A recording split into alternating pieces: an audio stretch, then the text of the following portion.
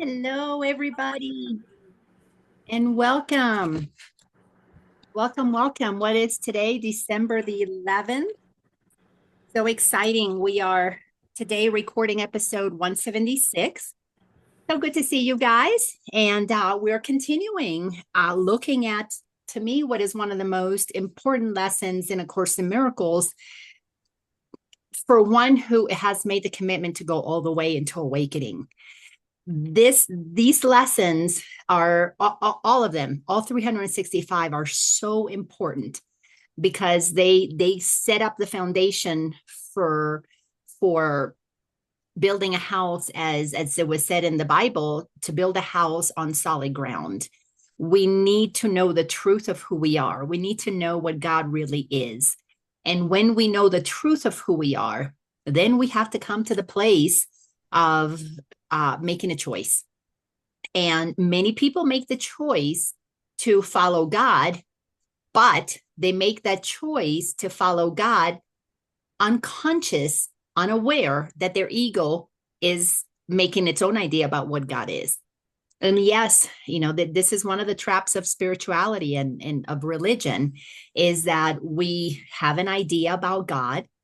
And if we don't understand what our ego does with this information, then our ego is going to create an idea of God, and we will try to be like God or be God and not look at the places within us that are still operating from an egoic perspective.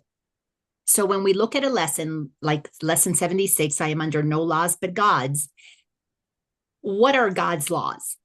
That is when, for me as a teacher, that's where I have my students, whether I coach them or come to workshops, recognize that they have to draw a line in the sand. They have to make a decision. That's what this poster represents. These are the ego's laws, all made up. These are God's laws. Because when we are really serious about waking up, we can make no exceptions anymore. If God says I am love, then I am love. And if I behave in fear, if I behave in any kind of reaction, any kind of judgment, any kind of shame or guilt, it's my ego talking to me. Until we know that God only wants happiness for us, that God only knows peace and God only knows innocence, until we draw that line in the sand, what we are going to be doing, we all do it. I did it. From time to time, it still pops into my mind, and I've got to be for me, I have the practice so I can look at it and go, oh, okay, my ego just got involved here. I forgive myself for forgetting I could have chosen differently, but I just forgive it and I let it go. I don't dwell in it because God doesn't dwell in it. So if God doesn't dwell in it, why should I? And, there are places in these teachings that, we are told God makes the final judgment. The final judgment on everything is that you're innocent, meaning God doesn't judge you. The final judgment is that you are as God created you. So when we take lessons like this one of the things that I have observed, and again, I only know it in others because I know it in myself, is that we justify, but my suffering is real, but my pain is real. I lost my house. I got fired. It's real. My partner left me. It's real. Yes, it's real in the delusion of the ego. It's real in the dream. To really take the teachings of the Course to heart is to do what the Course in Miracle calls wake up in the dream. So you know that you're in a world of illusions, of delusions, that you have projected out there, people, places, things, situations, that if you're in the dream, believing that the things that are of the world are supposed to make you happy, then you're going to create attachments. You're going to participate in what society teaches, what the church teaches, what the government teaches. And you're going to believe that these are the things that make you happy, make you safe, make you secure. then you're going to attach yourself to those things, and that creates a nightmare.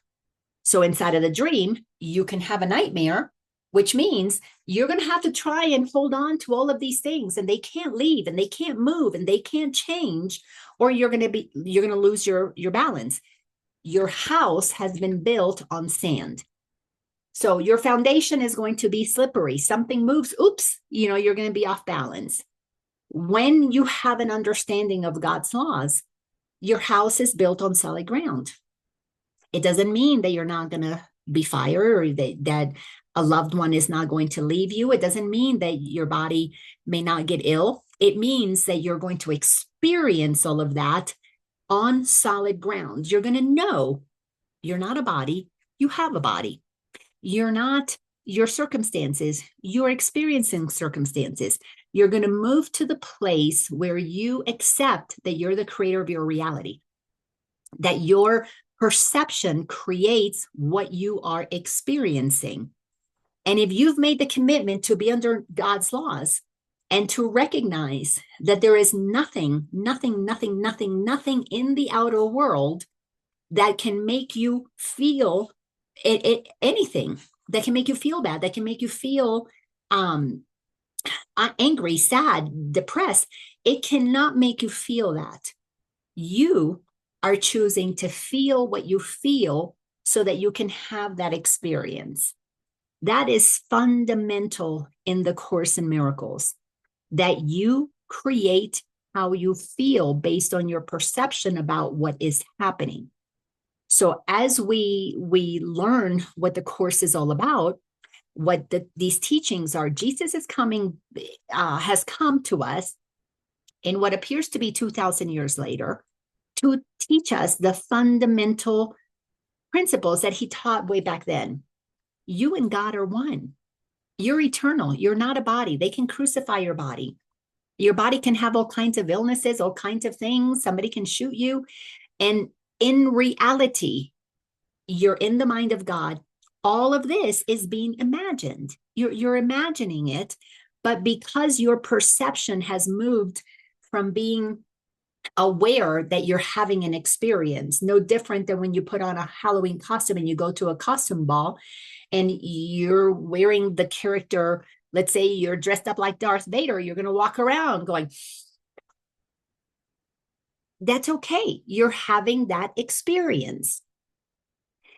But if you want to be the creator of your reality consciously, you've got to step back and recognize that everything that is happening in the world is a temporary experience that you, as a creator, want to have.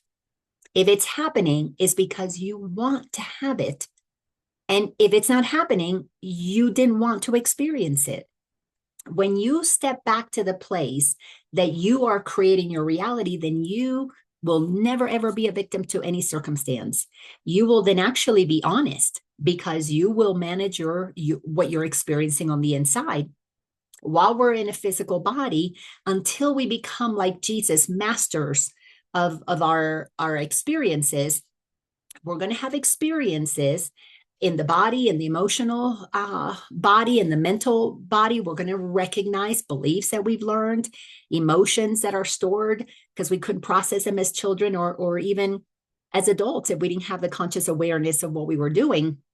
When you become the creator of your reality, you then move into a happy dream. You make the best of what you got for as long as you're here, knowing that the minute that you transition, the minute your soul leaves the body, is like you took off the Darth Vader costume. It's that simple. And you recognize, oh, wasn't that a fun ride? Oh, wow, I played the role of a woman. I played the role of a man. I put on the costume of a child. I put on the costume of a CEO. I put on the costume of a garbage truck person. Wasn't that a fun ride? No attachments to it. It's just another Halloween ball. You got dressed up, you had fun, you go home, you take the costume off, you go to sleep, and then you wake up and you do it all over again. Understanding the laws of God gives us that freedom so that we can have a happy dream. We only wake up in the dream. When you're outside of the dream, you don't need to wake up. You're already awake. You know what is. But when you're in the dream, you got to wake up in the dream to make choices to align with God. And the only way to do that is to know God's laws, because to know God's laws is to know that God created you in its image. And if God created you in its image, then you have the same ability to do the same things that God can do. Course in Miracles is really clear. There's only one thing God has done that you can't do. And that is that God created us. We did not create God. And listen to how important that is, how powerful that statement is. If you didn't create God, then you can't change what God is, because you don't have the power to change it. So accept what you can change, which is your mind about who you are. And if God created you whole, perfect, complete, innocent, eternal, created you as non-physical, God did not create you as a body. The body is a result of our desire to experience separation. When we accept the truth according to how God created us, then if I was created to be happy, why am I miserable? Because I'm not following God's laws. I now am following the ego's laws. And the ego's law says, well, if I'm unhappy, why am I unhappy? I'm unhappy because I'm, 40 years old and still single, never been married. I'm an old maid. Okay, where did that belief come from? Well, that's what society says. All right, you want to believe what society says? If you do, and you judge yourself according to what society says, you're going to suffer because you're not following God's laws. God's law says you're perfect, holy, complete. There's nothing missing. You don't need a partner. As a matter of fact, the Course here tells us, as we were looking at lesson 76 in the last couple of weeks, it tells us, let's see, in paragraph number 3, again, lesson 76 in the 365 lessons, Course in Miracles, in paragraph number 3, the very last sentence says, you really think you are alone unless another body is with you. We have been conditioned to believe that we need other bodies around us to feel that we're not alone. But when you understand that we're all made of energy and the space between us is energy, how can we be alone if we recognize that everything is energy and it's all connected? You can't divide energy. Now, when we encase it in a body, then the mind, egoic mind, thinks, oh, I'm separate from you. Well, that's how we play the game. But if you really get that you cannot be separate from anybody, that you cannot be separate from the house and the car and the trees, then does anything ever get taken from you? Just the energy shifts, it moves, but you're still connected to all of it.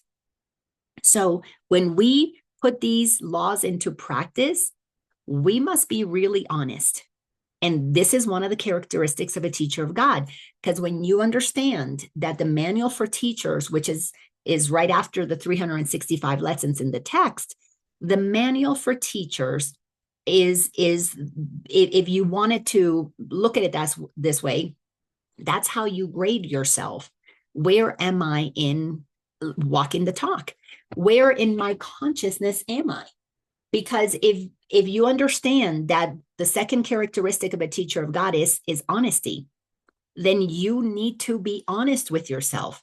If God says that I am one with all that is, why am I suffering because somebody left?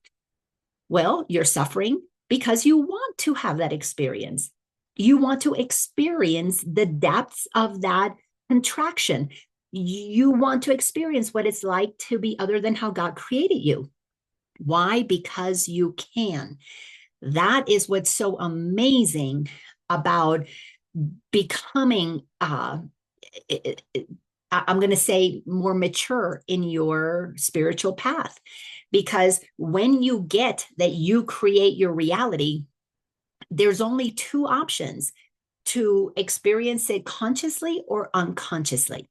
If you're unconscious, means the truth is blocked from your awareness because you're believing other things.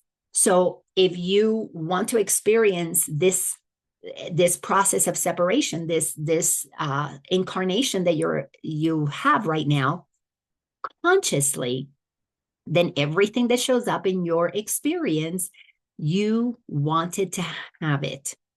And I know the ego inevitably will say, well, I didn't want to have cancer. The ego tells you, I don't want to have cancer, because it's been programmed to believe cancer is a bad thing. Cancer is going to lead to potential death. Cancer is suffering. Cancer costs a lot of money. I'm going to lose everything because of cancer, because of the expense of all the medical stuff. The ego will go into its resistance of what is. The soul, on the other hand, recognizes, okay, I'm in the world. I chose to have a body for lifetimes. This body has been holding the frequency, the density of low vibing beliefs. If I've been angry, if I've been in fear, I've spent, it was lifetimes in fight or flight. It creates a density. That density, believing that I'm not good enough, believing that I'm not safe, believing that I'll never be successful, I'll never be wealthy, I'll never be all these things. All of those beliefs that say I can't create my reality without having somebody else help me create it, validate it for me, give me permission. That density, that contraction of who you are, not a creator, I need somebody else to do it for me. That contraction manifests often as illnesses. They manifest as weight loss or inability to gain weight. I mean, because everything is two sides of the same coin. So when the body has cancer, then if you are a conscious creator, you sit back and go, okay, this has been with me for a while, and it's just manifesting itself in a form that is getting my attention. Because cancer that is in the body just begins with things that happen that eventually takes time for us to see the manifestation of it. So you can sit with, isn't this interesting? There's another teaching by Jesus that was given to us after the Course in Miracles called the Way of Mastery. The Way of Mastery has a beautiful process. It's called, I think it's called the 5-minute process, where you sit in a chair and you acknowledge, oh, okay, there's cancer in my body. Why did I call this to myself? Oh, the birds are chirping. Oh, I called that to myself because I wanted to hear birds chirping in the morning. Oh, there are no birds chirping. Well, I guess this morning I didn't want to hear birds. But I've got this cancer thing. Interesting. Why did I create that? Why did I bring that into my experience? Well, if you get honest, if you practice that characteristic of a teacher of God, you go, this has been here in the making. What beliefs have I had that have brought me to that level of density? Oh, I was so upset when my mother died. I was so angry when father left. I was so mad when the boss fired me. I was so irritated when my husband or wife cheated on me. Oh, I have cancer because it is the manifestation of all of those years that I spent, decades, believing that I was less than because of circumstances that happened.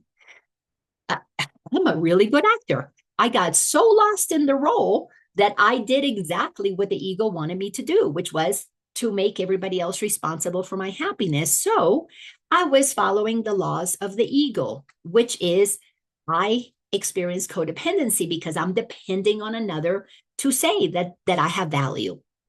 When I shift to, no, my value comes from God. I am as God created me. Now I value myself. So what do I want to do with this cancer?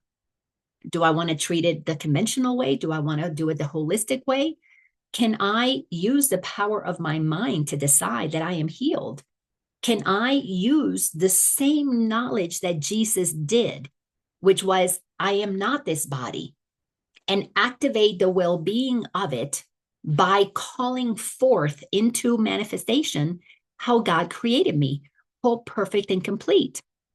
Now, if I'm going to do that, I need to be honest. Do I believe it?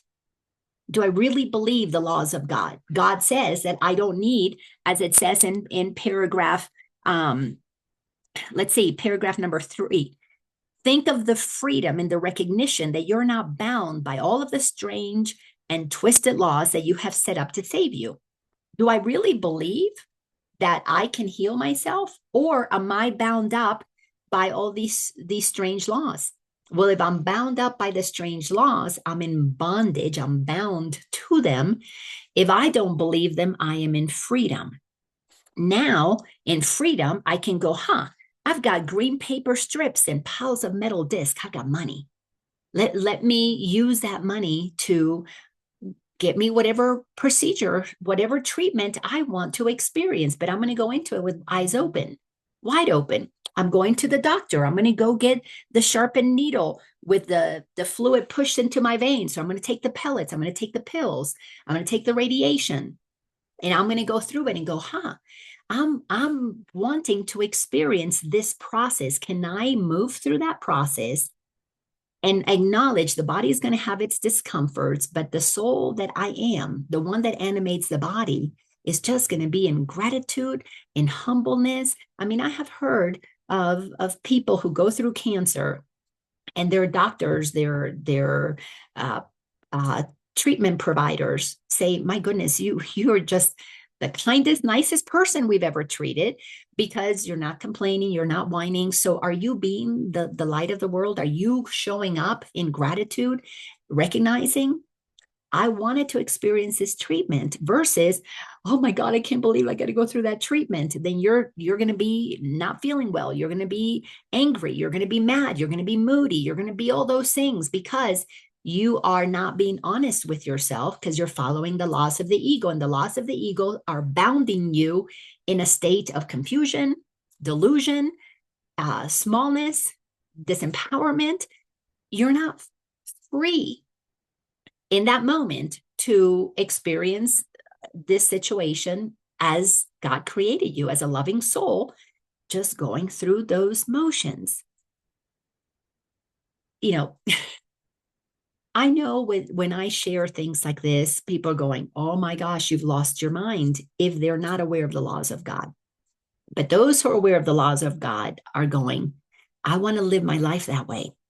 We become witnesses for what is possible. So when somebody goes through the cancer treatment or whatever situation it is, with grace, with gentleness, with kindness, with the recognition that they call that to themselves, even if they can't use those words, but they say, if it's here, it's here.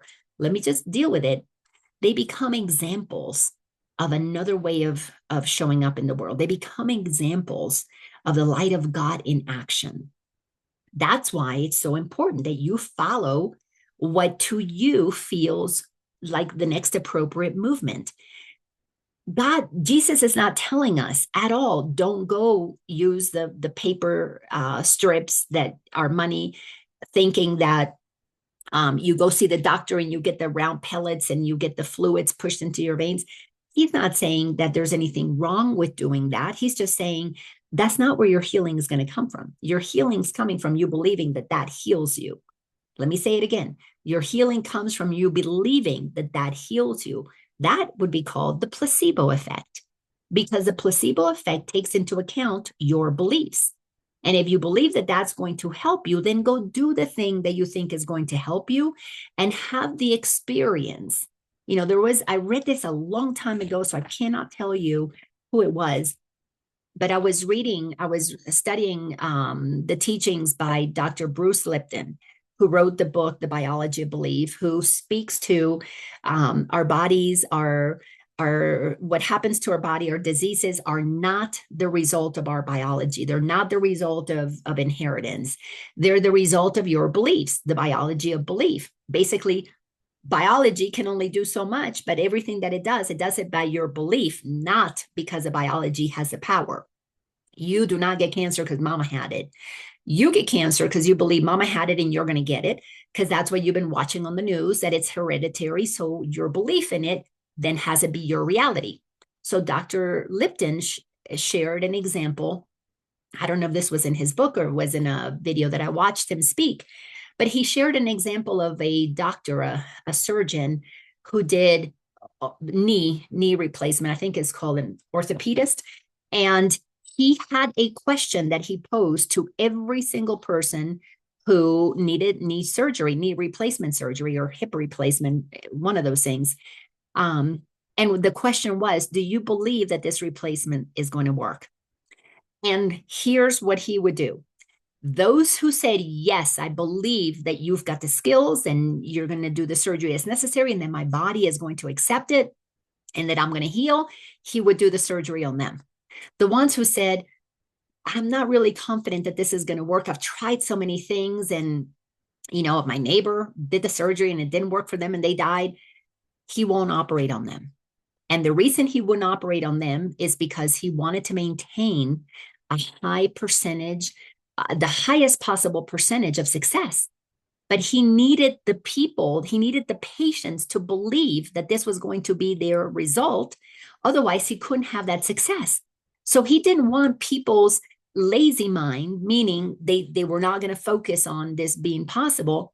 He didn't want to create, have surgeries on people that he already knew from the get-go because of the placebo effect. They didn't believe it. And that's called a nocebo. I didn't realize that existed until I started studying Dr. Bruce Lipton. The nocebo effect is, no, this is not going to work on me. Why have that record? Why show 30% of the people fail when you can, by one simple question, do you believe in it or not? You can decide. So his practice was very successful, had lots of people come to him, but he wouldn't do surgery on somebody who didn't trust the process. And then through that question, you got to get honest. Do you trust it or you don't trust it? If you don't trust it, you are saying, I want the experience of this not working. That's how powerful the mind is. So let's go to paragraph number 6. And before we start reading that paragraph, I want to just highlight in paragraph number 5, the first sentence says, these are not laws, the egos, these are not laws, but madness. Why would you believe that it's not going to work for you? Why do you believe that your life is ruined because your spouse leaves you? Why? Because you want to experience what it feels like to have my life ruined because my spouse leaves. That was such an important lesson for me when I was going through my divorce with Ken and realizing, no, I had this idea. This man was my knight in shining armor, and I was not going to be defeated because the marriage didn't work. I was going to recognize, okay, I had a knight in shining armor for a little while, and then he didn't want to be my knight in shining. Okay, then now I'm available for another partner who would be more of what I want to experience. And the only reason I don't have a partner in my life right now is because, number one, I don't need another body to feel connected. I'm totally, completely happy with who I am, with what I have. Being with my kids, my grandbabies, that is a lot of fun. But I definitely would love to experience in this lifetime or another one. See, I'm not bound by time anymore. I don't have a clock ticking. I gotta find a partner before the clock hits 12 and I turn into a pumpkin. I am absolutely perfectly okay knowing I would love a partner, but my partner is going to have to be at a frequency that matches mine. We have to see things very similarly, not exactly the same, but very similarly, so we can complement each other.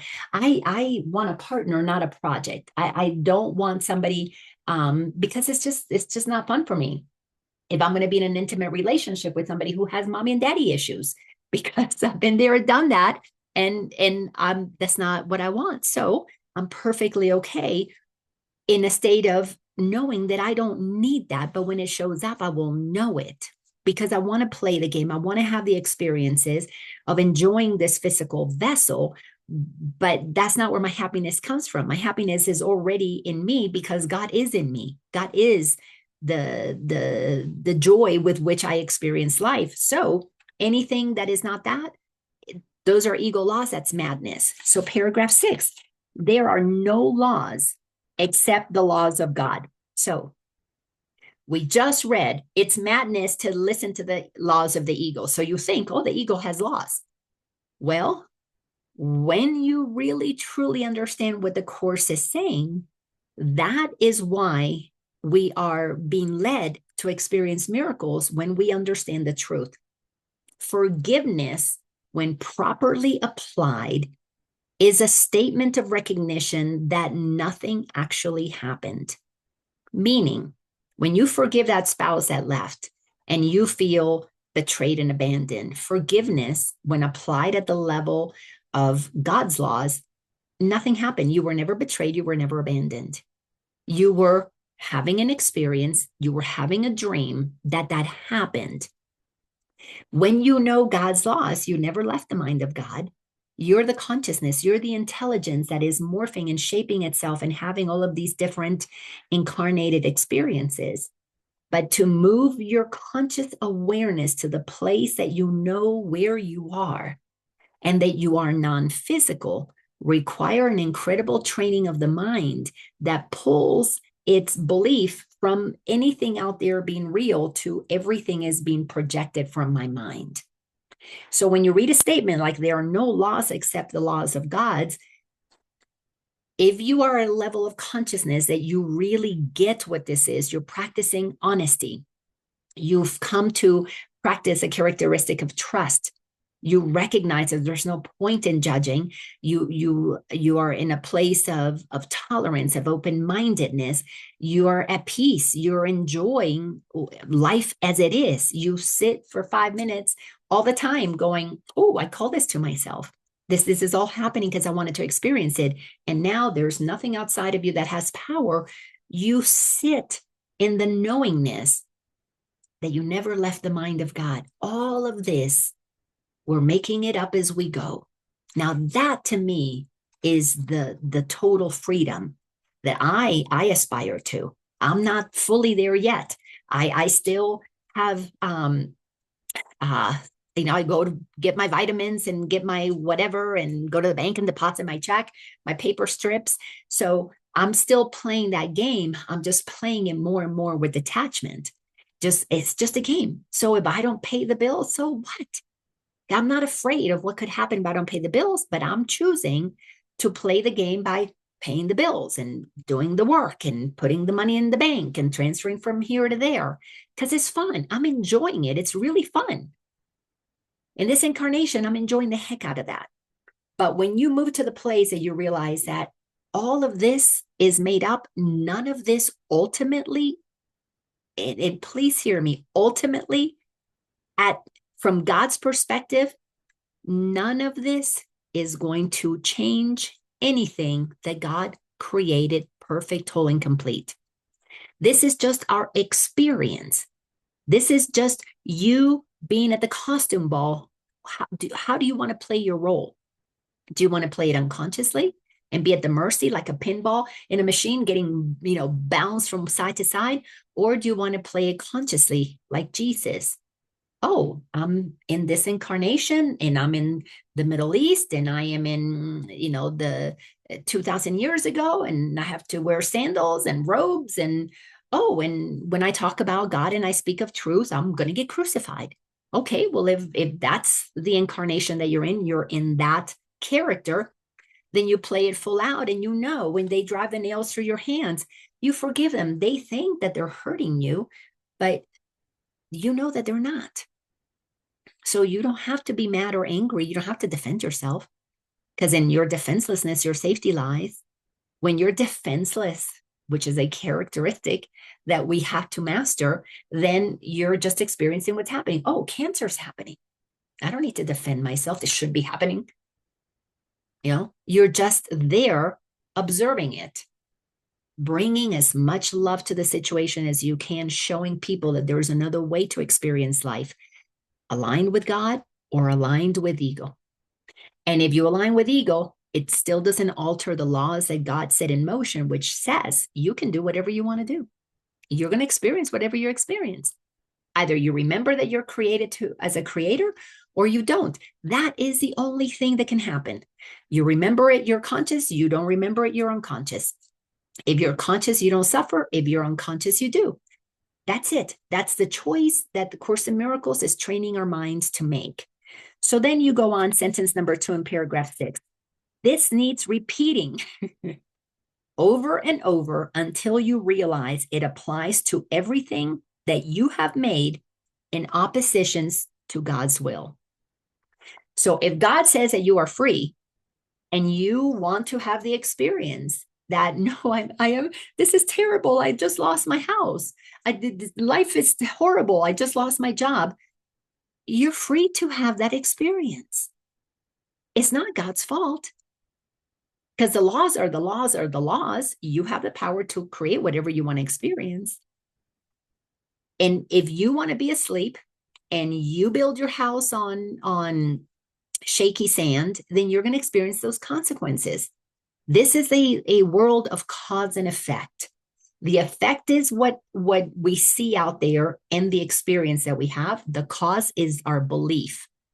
Your belief in God's laws, you're the creator of your reality, then you take that on as what you want to master. Or you decide, well, no, the world has power over me, then you're going to master being a victim. You're going to master the egoic way of doing things. But when you have the death experience, when you leave this planet, none of that matters. You're still as God created you, and you can come back and do it all over again, the same way or a different way. That's how free we are. So it has to be repeated over and over and over and over and over again. Jesus was teaching these people 2,000 years ago the truth of who they are.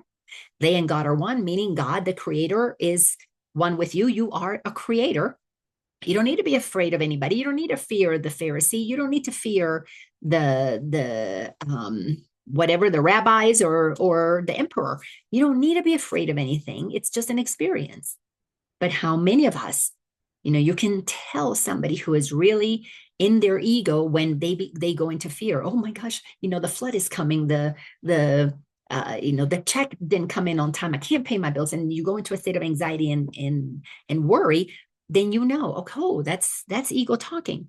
If you have made the decision to cross the line, you want to follow God's laws, then you begin to become self-aware. Oh, I have this irritation. This irritation is inviting me to see my ego's motivation, which is a lie, a distortion. It's going to lead to suffering. Or do I want to move to the side with God and recognize this is all made up? Every bit of it is made up. How do I want to experience this? And ultimately, we have actors who play roles, but ultimately we're actors playing a role too. And every single one of us deserve an Oscar. It's like, congratulations. And you get an Oscar, and you get an Oscar, and you get an Oscar. That was a realization that came to me when I went and did an ayahuasca trip. And in that trip, I realized, oh my God, everybody gets an Oscar. The moon gets an Oscar for playing the role of the moon. The leaves get an Oscar for playing the role of the leaves. Everything is playing a role to give us the experience of this beautiful earth. But we have, as the Course says, we have made of this world a world of suffering because we listen to the lies that we're less than, that we should give our power to the government, and we should give our power to the medical establishment, we should give our power to the church. And what we're doing waking up is the recognition we gave them power, now we're taking it back. And we don't take it back by blaming them. We take it back by being aware that they have no power over us, so we don't have to suffer based on what they say or don't say. So here we're being told, it's going to be repeated over and over and over again. How many books does Jesus have to channel? How many messages does Jesus have to channel? How many it takes? Because we are so loved. We are so loved and respected for our choices. But Jesus knows, consciousness knows. It is aware that inside of us is a longing to free ourselves. There's a desire for things to be different. There's a desire for things to be peaceful and joyful, and where equality is the norm, where well-being is the norm. So many are waking up and looking at what is and saying, well, how can I change this so that my experience while I'm here is joyful? So they become the doctors that do it holistically instead of allopathically, the people who want to create a financial system where there is transparency and equality versus the old money systems, a system of education where we follow the child leads, like the Montessori system, versus the education system of old. So we are witnessing right now the completion of an old system, the rules of the ego, which have no power when we recognize the rules of God, the power, the laws of God, and the laws of God that are inherently acknowledging that there is only one creative source, one power, and it is God's, and we are accessing it and becoming the expression of it so that we can become instruments of God's peace. And quietly, and maybe not so quietly, those who are creating this new earth, this new way, what the Course in Miracle calls a happy dream, is doing things differently because it recognizes that we can have the experience of separation and let it be happy, let it be enjoyable. For it to be enjoyable, we've got to help people remember that the goodness, the healing comes from their bodies, comes from their minds, comes from their awareness that they deserve it. So a lot of people have to move out of one system to another willingly, or if they don't do it willingly, that system is going to collapse because the egoic story is breaking down.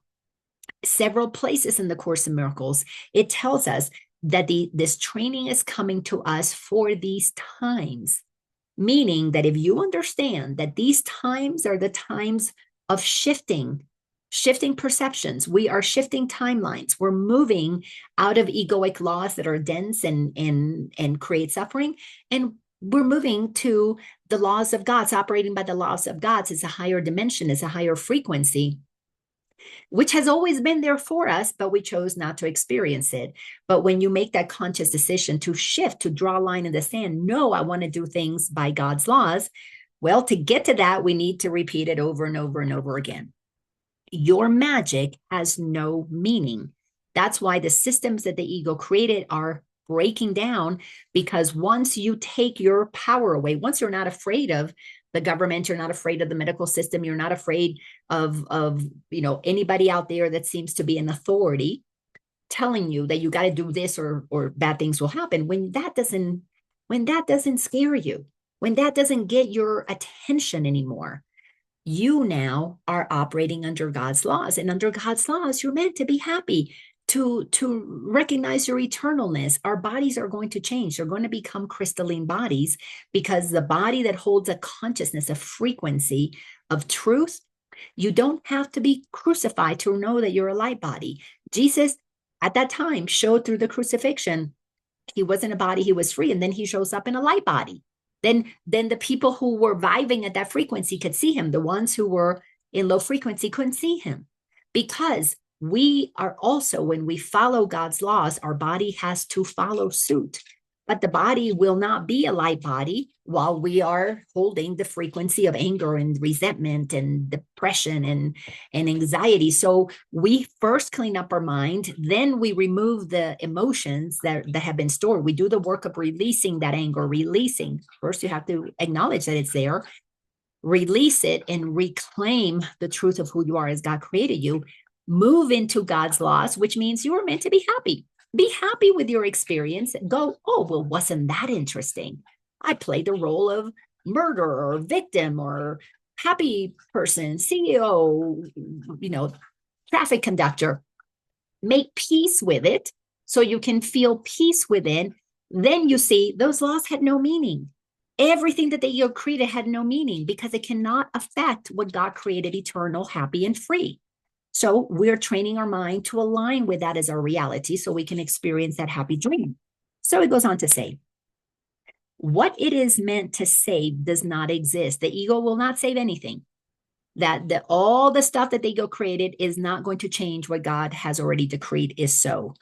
Only what it is meant to hide will save you. When we go to, when the ego convinces us to go, as it says in here, to go to the doctor to get medicine, in paragraph number 4, it says, some of these beliefs that we hold is that we have the laws of medicine. When you believe that you have to go out there to get the medicine, and then you have the laws of economics, and you think, well, I don't have the money to pay for that. And then you're, oh my God, I'm going to die because I can't afford the chemo, I can't afford this. Your mind now is going to be spinning inside of a sense of disempowerment, of victimization, all because you bought into, because we all did, that medicine heals you, that the politics save you, that the education system makes you smart. None of those things are true. Those are all made up. We have given that power. Course in Miracles says that we have one problem, and it's the authority problem. We have given authority outside of ourselves. And most of us here today, we all grew up in the generation where we had a TV show that said Father Knows Best. And we were indoctrinated with Father knows best, and Mother knows best, and Teacher knows best, Doctor knows best, Church knows best. Church, the church knows who, the rabbi knows, the imam knows. They know what God is. And Jesus was telling us over and over and over and over again, God is within you. So what is God? God is the life force that pulses within us. If you sit in contemplation, sit in meditation, get to know that life force, it's just filled with inspiration. It's filled with desires. It's filled with dreams. It's filled with potential and possibilities. But we don't listen to that voice because we've learned to block that voice. No, I'm listening to the voice that says there's something wrong with me. I got to make things work. No, it's going to happen for me. No, I'm not going to listen to airy fairy ideas that things just magically appear. We're not going to be Pollyannas and stick our head in the sand. That's my husband used to call me, you're so Pollyanna. You think everything's going to work out okay. I'm like, I know it is. It already has. I'm just catching up to it. So when you get comfortable with being told that you are delusional because you don't believe power exists outside of you, then you are being more honest with yourself than you ever have been. If you think that the outside has any power over you. So what putting your attention on the laws of the ego, what that does is it hides from you your ability to tap into the creative power that is within you. And that is by God's laws in you, whether you acknowledge it or not. This is why waking up takes a long time, because every single belief that you have has to be, you have to run that through the laws of God. And until you recognize that the laws of God say that you're eternal, so it means you're not a body. There's no such thing as time, that you're meant to be happy. Until you get happy and know that you're eternal and stop sweating the small stuff, you're not going to find the peace that passes all understanding. And then when you move into paragraph number 7, it tells you the laws of God can never be replaced. We can block them, but we can't replace them. They are what they are. We will devote today to rejoicing that this is so. It is no longer a truth that we would hide. We realize instead it is a truth that keeps us free forever. That is such a powerful, powerful line. The truth sets us free. That's what this does. So the truth that keeps us free forever is recognizing that we are eternal beings having a temporary experience. You can enjoy it consciously, let it be fun and easy, or you can just, like we all did, you can be born into unconscious parents, and little by little you get pulled down into this idea that Father knows best. But when you begin to ascend and realize, oh, Father, the Godfather knows best, I'm free to experience this however I want, and you begin to unshackle yourself, untether yourself from the human laws, untether yourself from what the outside says, and you come back inside to God as your only authority, then you will realize those things. Oh, that was a fun game that we played when we were children. Now we're maturing into conscious beings, and as conscious beings, we realize, let's co-create a happy dream. While we're having the experiences of separation, let's let it be the best that it can be for everybody. Nobody has to go hungry. Nobody has to go without, because you recognize that what you do for another, you do for yourself. When you recognize oneness, then the happy dream becomes our reality. And that's why you have to be the change you want to see in the world. You have to become that change first to untether yourself from the egoic laws, and then focus on co-creating with those who are Pollyannas just like you, because we know that we deserve the best because we are the creators of it. Then he goes on to say, so that's why that truth keeps us free forever. Sentence 5 says, magic imprisons, but the laws of God make free. The laws of God require a miracle. Magic is the eagle. It's sly. I mean, it's a slide. What's it called? A sleight of hand. It smoke and mirrors. All these things that are going to keep you happy. How many of us were told we put money into Social Security, then we'll be taken care of, and then we find out. Oh, wait a second. By a sleight of hand, somebody's been putting their hands in the cookie jar, and they're enjoying those cookies, and now we are not going to have Social Security because they mismanaged it. Does that seem fair? In the world of the ego, it does, because in the world of the ego, those who rise to power and become the authority, they get to decide, and they, through the process of greed, they get to do whatever they want for themselves. And then the rest of us become the victims. If you believe that game, haves and have-nots, 1%, 99%, that's your reality. So don't complain about the Social Security not being there to take care of you, because you didn't take care of your alignment with God first. You gave power to an external authority. And what do? If they're given permission by you, because we become compliant, they take care of themselves first, because we didn't believe that we were worthy of taking care of ourselves first. So to take care of ourselves is to listen to the voice for God. And it's amazing to watch things shifting right now. Really amazing. I mean, I can see the split in timelines. I can see the totally different worlds are being created. One is going to descend further into density, and one is ascending into higher frequency. I mean, it's so obvious once you have the eyes to see and the ears to hear what's going on. Because when you don't buy into the magic, you're no longer in prison. And now you follow the laws of God. So now you're free. You're free to see clearly. And from that clarity, you don't put yourself in bondage again. So the last sentence, sentence 6 says, the light has come because there are no laws but his. When you turn on the light of truth, you can see clearly. Now nothing has the power to bind you. Nothing has the power to scare you. And if you do feel scared, in that moment, you recognize, I did that to myself. I wanted to feel what scared is. And then you sit, okay, I'm feeling scared. What must I be believing to have this experience? There is a belief that is of the old world. I was tethered to the ego's world. Let me look at that belief. Let me free myself. And the way you free yourself is you cut your ties to that belief. You untether yourself from that belief. That's why, what is his name? I can't think of it name. Michael Singer has a brilliant title for his book that we're going to do in this study group tonight, The Untethered Soul.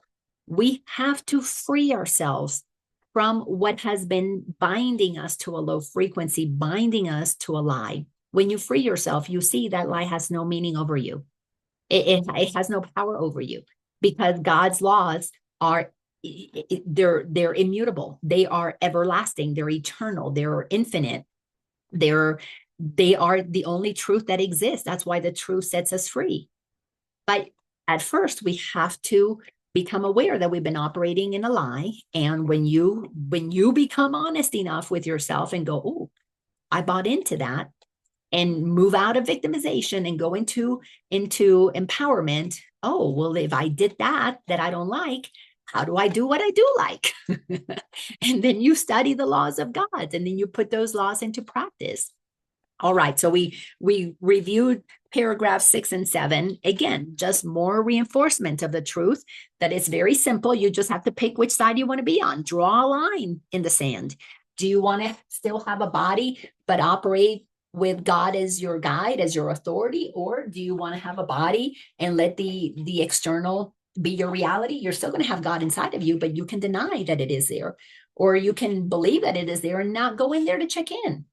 But if you make a decision, okay, I'm going to have a body, I'm going to have a human experience, but it's the smaller part of you, you operate in alignment with God and guidance and intuition and a knowingness, and you connect with people at that frequency, you're going to have a very different experience. And on this planet, we can have both experiences. We're going to have groups. We have groups that are operating total freedom and groups that are in bondage.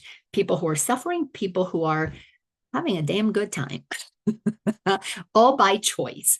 All by choice.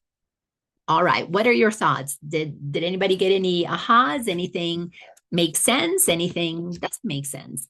I'd love to hear from you. So just unmute yourselves if you feel inspired to share. And if you don't, it's always okay. Hey, Mike. Mm. Hello, Laina. As always, it's just entertaining to listen to you just have fun explaining all this. There were numerous things that you said that kind of struck a funny chord in my mind. And one of the things when we go to the doctor, I've embraced high blood pressure.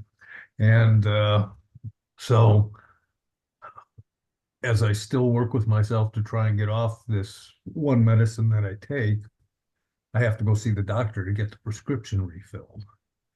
And I'll go sit there and I'll talk to him. And I got a new doctor this last time I went. He had to think I was crazy. He starts telling me all the statistics about a guy my age and what probably is going on and is wrong. And I said, Doc, I'm not going to get these tests. There's nothing wrong with me. I'm fine. And if something happens, I'll come and we'll fix it. It's no big deal. And another thing that triggered an amusing thought, um, when was working, I'd drive to work, and one of the things while I was talking to God on the way was I'd go over all the characteristics of the teachers of God. And as I turned off of kind of the side road onto the main street, the timing was such that I'm always talking about tolerance or reviewing tolerance, and it would never failed. This this had to happen a half dozen times. As I'm turning a corner, someone would cut me off as I'm tolerated. And I said, except for that asshole, God, that guy is not tolerable. So yeah, it's just fun. It is. And I certainly enjoy the way you present it. Yeah, we have to lighten up. And in the lightening up, that's why we want to become enlightened, not endarkened. We need to lighten up. We need to have, just see the funny in it. And I know it's hard to see it when you're in the thick of things. That's why those of us who work our way out of that density, we have compassion for others. Um, but we really have to see that we are such powerful beings. We have a magic wand. It's our mind, it's our thinking, it's our thoughts. But we didn't even know that we're waving it all the time, and it's creating all kinds of things. It's making all kinds of experiences, but we don't even know that we're doing that because we've been conditioned to believe we're less than who we are, by those who want to stay in that 1% authority figure. So it's a funny thing, taking our power back. And yes, that asshole that cuts us off in traffic, in that moment, we said, you have power to make me lose my serenity. I just gave you all the power. I decided in this moment, I didn't want peace. I wanted anger, irritation, frustration, and righteousness. I wanted to feel that. Oh, that's what that feels like. Thank you, driver, for helping me see Mhm. Yeah. what what that decision cost in that moment. And that irritation, frustration, it when you can laugh at it, doesn't hold density. It doesn't add more illness to the body, more dis-ease, because you're at ease with who you are.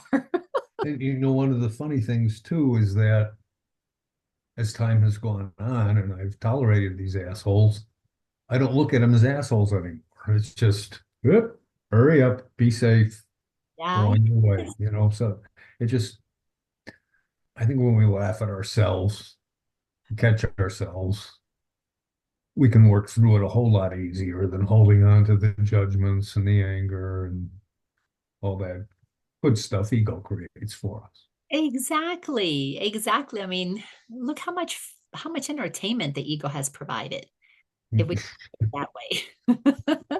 Because what we're co-creating, the happy dream, it's going to be entertaining, but in a whole different way.